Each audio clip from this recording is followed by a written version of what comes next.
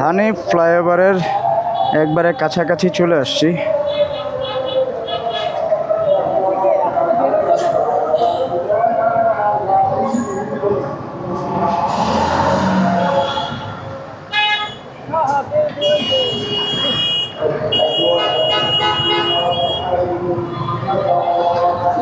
So উঠবো এখন হানিফ ফ্লাইওভারে।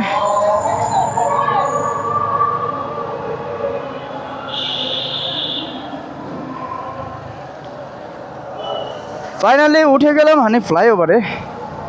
এখন আর জ্যাম ট্যাম ঠেলার কোনো দরকার নাই, মোটামুটি এখন ফিনিশ জ্যাম। এখন আল্লাহ ভরসা, সুন্দরভাবে গেলেই হয়, ভালোভাবে গেলেই হয়, আল্লাহ ভরসা, হাসবুনাল্লাহ ওয়া নি'মাল ওয়াকিল। তো বাবুল পুরো পাঙ্খা হয়ে আছে। বাবুলের পিছে ওর শ্বশুরবাড়ি যাচ্ছে, পিছে কিছু জিনিস নিয়ে। সো শ্বশুরবাড়ি যাচ্ছে, একটু শ্বশুর শাশুড়ির তো আপ্যায়ন করতেই হয়।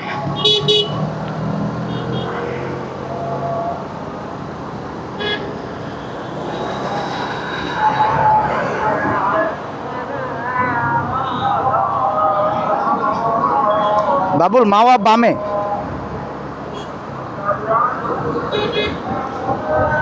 সো বাবুলের সাথে কানেক্টেড আছি, কথা বলতে বলতে যাচ্ছি।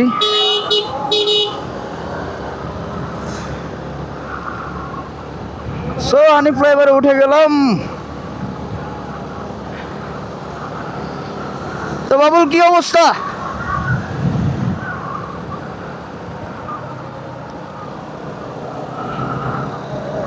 সো অনেকদিন পরে আবার একটা লং ট্যুর দিচ্ছি। আসলে লং ট্যুরটা দরকার ছিল মাইন্ড ফ্রেশ করার জন্য। বাবুল আছে এই সাথে।